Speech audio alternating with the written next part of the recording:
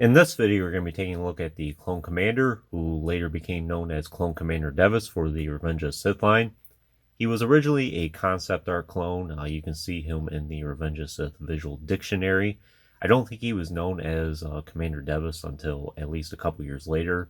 And I do know he is featured in the comics, and he is seen leading like the Bark Troopers, for instance, the yellow ones, which are basically the same armor as the Salakamai 91st Reconnaissance clone here, but just in yellow instead.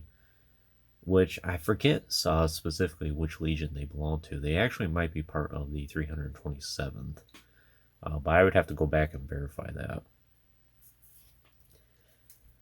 And then he was repackaged or repacked yet again in the Legacy Collection as Commander Devis at that point. But at this time, he's just known as the Clone Commander. So after looking over all the clone troopers I have, just between here, the Phase 1 clones I have, and then of course the animated Clone Wars action figures, I think this guy is the longest continuous clone trooper I've had in my collection. I originally got him at my local grocery store back in 2005, and he's been in my collection continuously ever since. Which I'm very proud of that. He's a fantastic action figure. He's the first of his sculpt, which, of course, it looks very similar to a lot of the other clones out there, but it is an entirely new sculpt. And there is a variant of this guy, which is the same exact action figure, just painted in a dark green instead of red here. Which I don't have that action figure at this time, but I do hope to get that down the road. Especially if I get the Revenge of the Sith gunship at some point. If you notice on the image on the box there, it's usually the dark green clone commander along with the Coruscant landing platform clones. And I hope to reenact that at some point.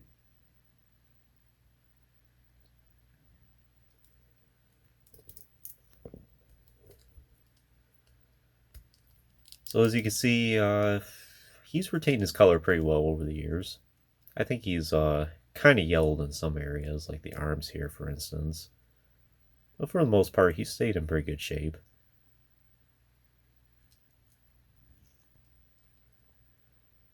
I think I took pretty good care of him over the years. This guy has seen a lot of action. Although he doesn't have all his original parts. I do know I did eventually lose one of the DC-15 pistols here, so I'm pretty sure it's this one specifically. It was just borrowed from the battle gear from the Foot Lockers. And then some of the accessories that are included with him, which I'll show off more here in a moment. I end up having to borrow those from other loose action figures, or I just managed to pick them up in lots and things like that. So he is complete now, but it's not his original parts. Helmet sculpt is good. It's pretty much the same as most of the other clones, except this time it has the, I think they're called the micro binoculars or macro binoculars, which they do rotate perfectly over his head or over his eyes. And the good thing about this that I noticed Hasbro hasn't been doing this with the recent clones is you can actually push this in and out somewhat to adjust to his head. An action figure that comes to mind is the newer Bad Batch Captain Rex. You have it over his head like this, but then if you have it over his eyes, it's sticking out a ways like that. But not the case with this. So that's some technology that Hasbro used to have, but they don't seem to replicate so much anymore, unfortunately. You have the red stripe going down his helmet there. The visor looks good. The paint's pretty crisp. The pauldron here, the red, mix of black and grays. Some red here, some red on his arms. And over the back of his hands.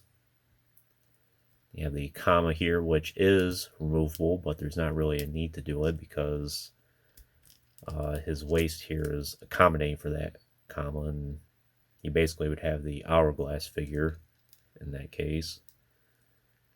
So not really necessary. It does have the various pouches on it. It's in good shape.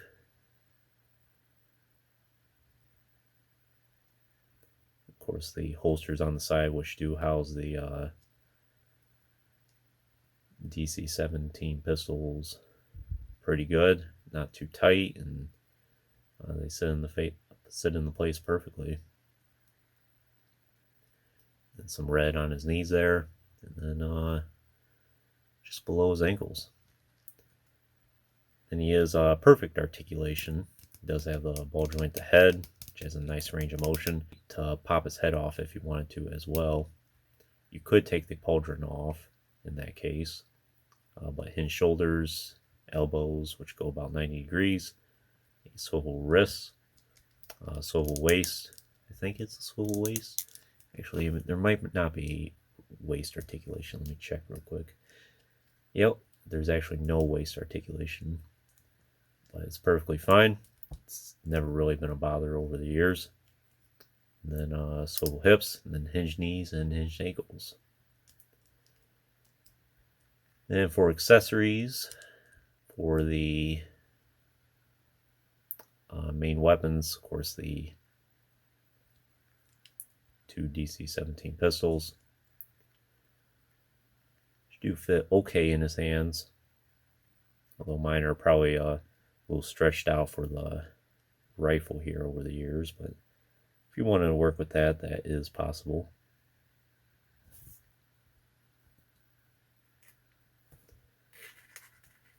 Of course, the rifle, which is the older style, that's much more durable. And I'm pretty sure this was all cast in black. I think this is his original rifle. Then something that I've always been a fan of is he has this grappling hook, which in theory you should be able to attach it to 2 different things. And then you have this little device here, and he'd be able to go all the way down the rail. I've never really been able to utilize this, but I hope to at some point. I think it'd be a great diorama piece. But I did mention that some of his parts are not original, so this is another non-original part. One of the Commander Blighs I picked up loose had this in it with it, which Bligh did not come with this accessory at all.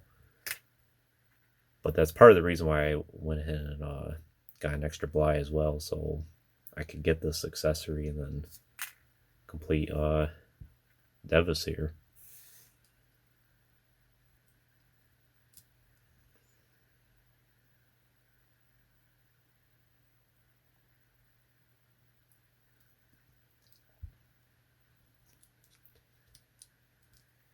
And we'll just wrap up the video with him holding the rifle again, which is basically how he's positioned in the concept art. Would have been interesting to see him in the film. Yeah, usually in the art we see him something like this.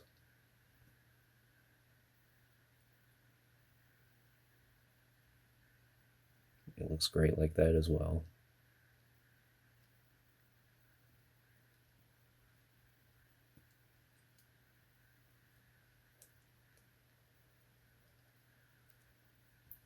I think that's all I can tell you about the Clone Commander here. Would I recommend for your collection? I definitely would. As far as price is concerned, I still think he's one of the more affordable clones out there. It's been a little bit since I checked, but usually he's in like the $10 or $20 range for both variants, the dark green one and this red one. But of course, Devis is primarily red, I think. The green is just like a Hasbro concept. But either or, it's not too bad. I should probably go ahead and get the variant here at some point. I do eye it every now and then, but just haven't gotten around to getting him. And of course, you know, he's loaded with a lot of accessories between this, all the weapons he has, and the binoculars, just everything about him. It's a great clone trooper. I cherish him greatly. He has a special place in my collection for being the longest serving clone. Over 20 years now at this point. He's definitely a veteran, and he's seen a lot. But anyways, that concludes this review. I hope you enjoy it. Stay tuned for playing more in the future. There's always more to come. If you haven't already, please like the video and subscribe to the channel. I appreciate your support, and check out the links in the description if you haven't done so already. And as always, thanks for watching.